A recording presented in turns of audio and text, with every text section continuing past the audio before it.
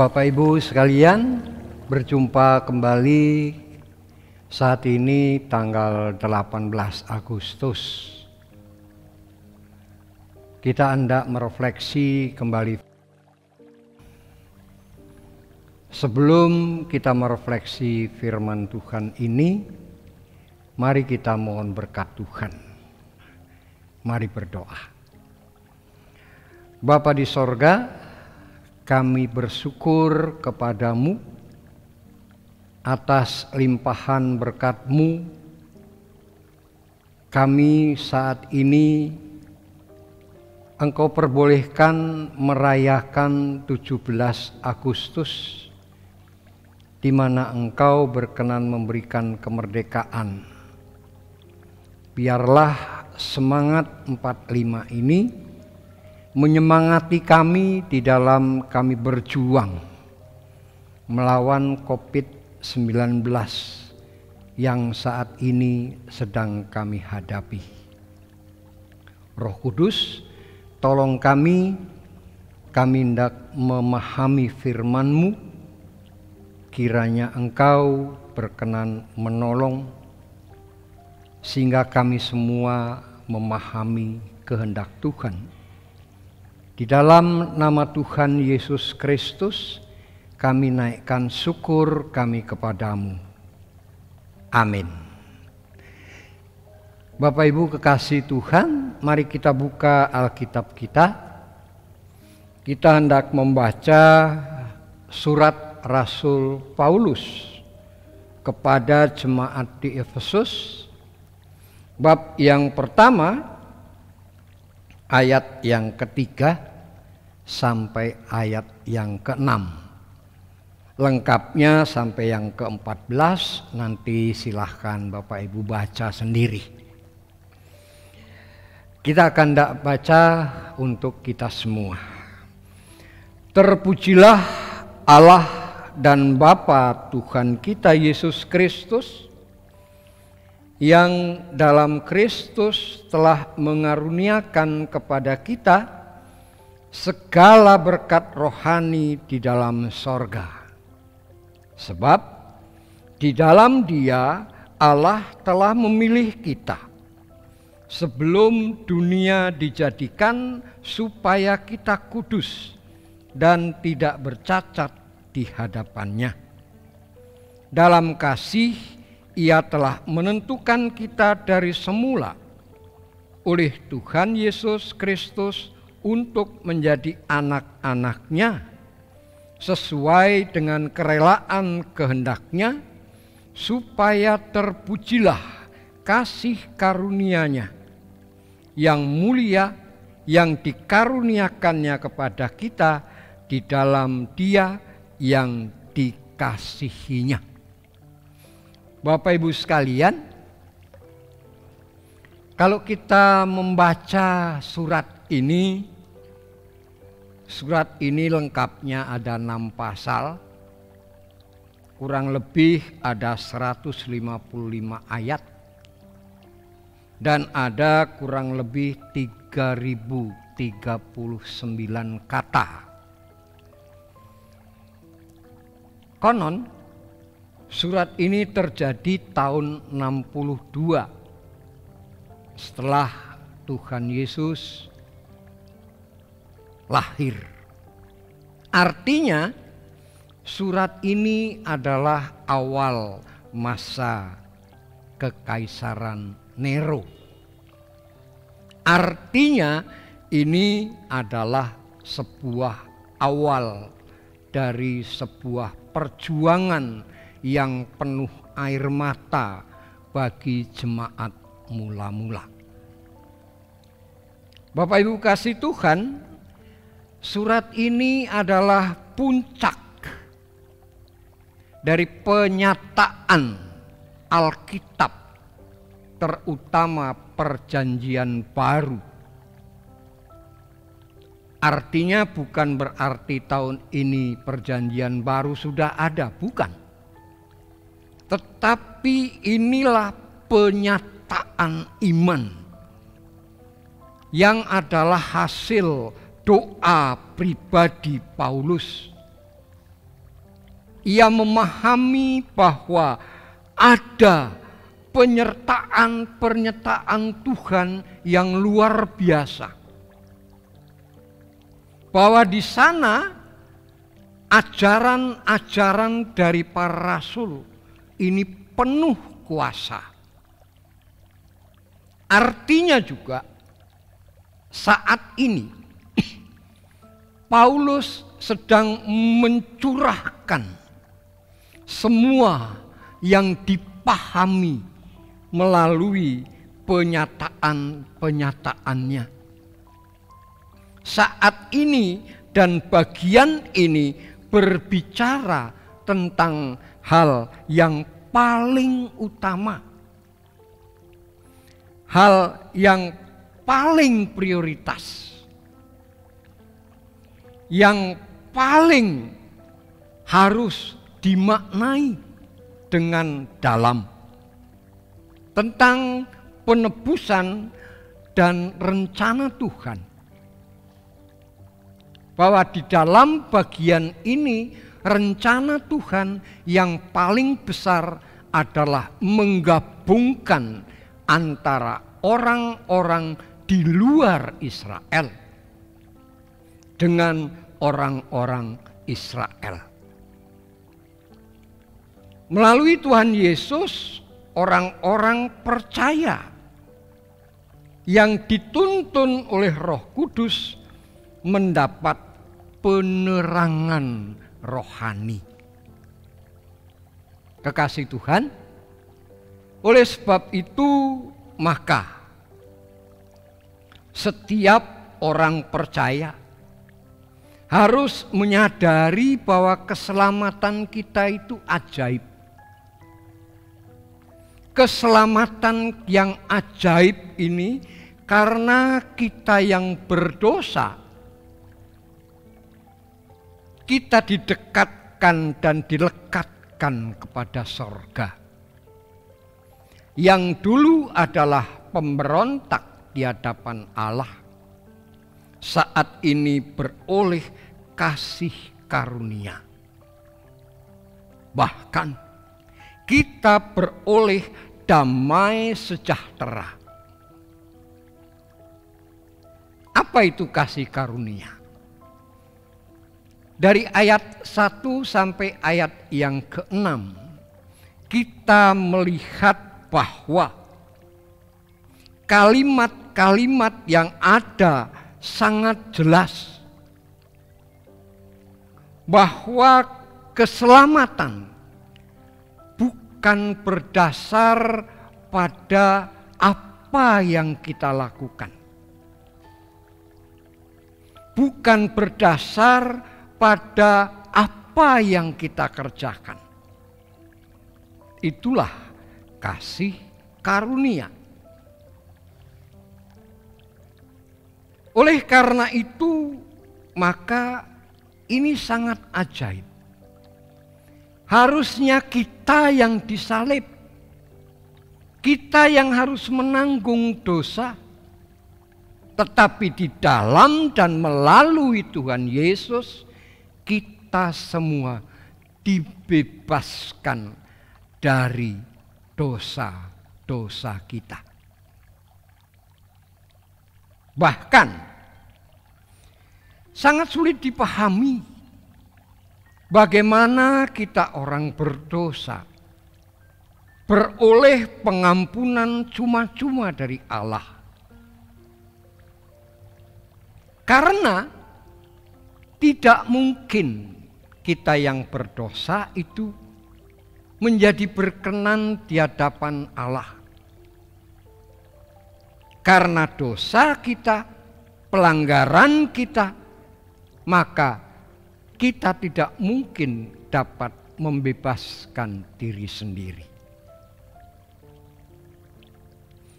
Ini tidak akan dapat kita baca tanpa kita melihat kitab Kejadian bab 1, terutama ayat yang ke-29 dan ayat yang ke-30. Ayat yang ke-29 membicarakan bahwa kita diberikan kuasa untuk melola bumi ini.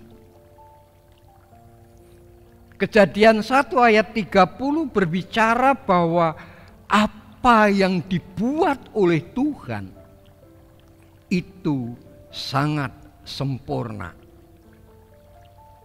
Kesempurnaan ini menjadi rusak karena pemberontakan manusia.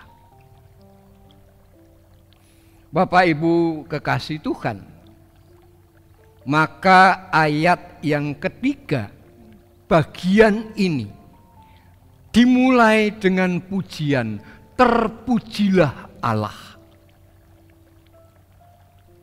Keajaiban tentang keselamatan kita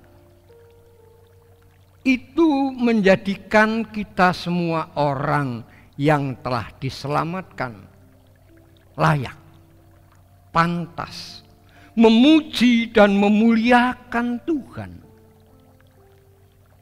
Karena saat ini setiap kita diangkat menjadi anak-anaknya.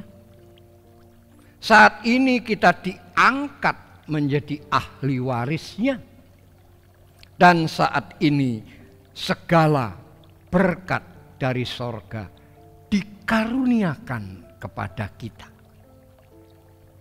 Ada 2 berkat dari sorga. Yang pertama adalah kasih karunia. Kita tidak mungkin lepas dari dosa tanpa kasih karunia. Dan kasih karunia itu berlaku,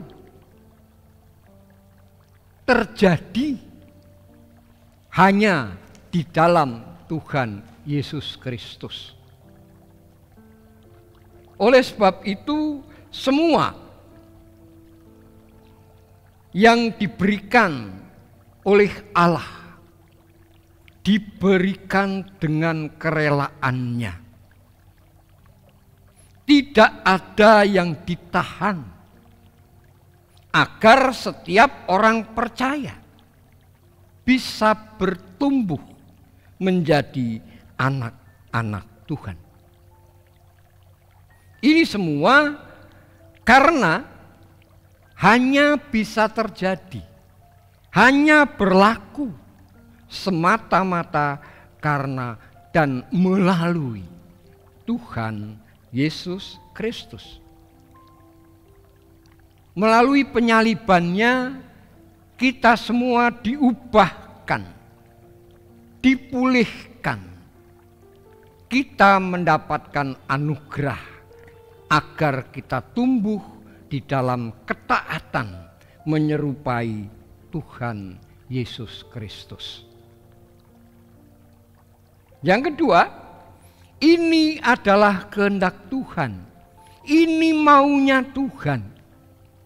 Keselamatan ini adalah rencana Tuhan. Sejak kapan? Sejak kita semua belum ada. Oleh sebab itu, maka melalui kuasa Roh Kudus, setiap orang percaya akan dituntun dan dibimbing agar keselamatan itu menjadi pengalaman real dalam kehidupan. Kekasih Tuhan, oleh sebab itu maka hanya karena keselamatan ini berawal karena kerelaan Bapa. Kerelaan inilah keajaiban dari Tuhan yang memungkinkan kita menjadi anak-anak milik Tuhan. Oleh sebab itu pula, melalui pemilihan Bapa ini, setiap anak-anak Tuhan dikaruniakan Roh Kudus agar tujuan yang paling besar kita tidak bercacat di hadapan Tuhan. sungguh luar biasa. Allah yang berkarya melalui Tuhan Yesus, dan kemudian setiap orang dibimbing oleh Roh Kudus agar menjadi tidak bercacat di hadapan Tuhan. Kekasih Tuhan, maka pujilah Allah kita. Pujilah Bapa itu. Pujilah Allah yang merencanakan mengubah kehidupan kita dari orang berdosa menjadi anak-anak kekasih Tuhan.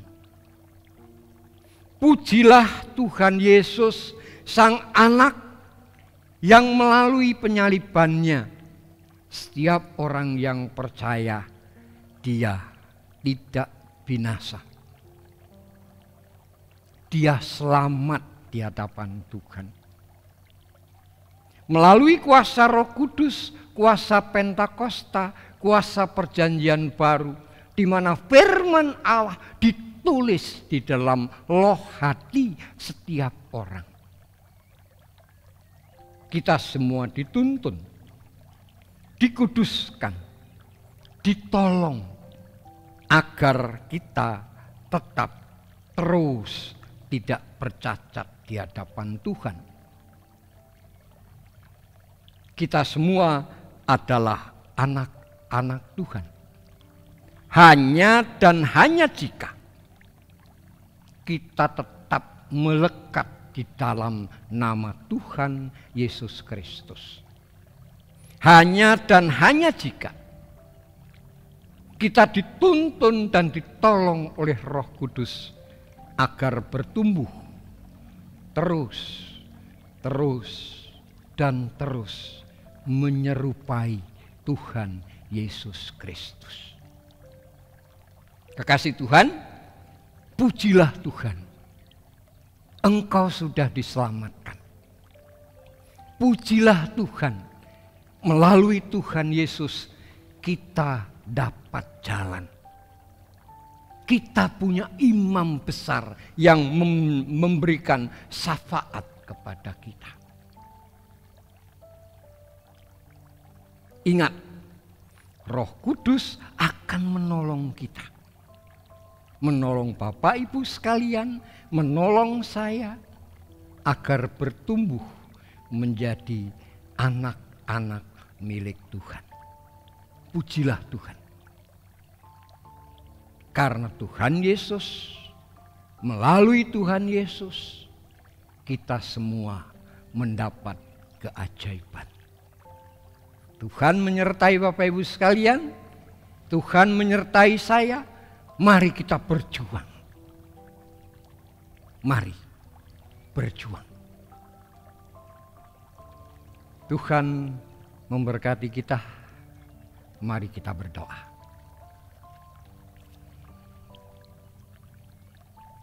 Segala hormat dan pujian kami naikkan kepadamu agar Bapa dimuliakan. Terima kasih Bapa atas rencana ajaib-Mu. Terima kasih Tuhan Yesus atas karya-Mu. Terima kasih Roh Kudus atas pertolongan-Mu.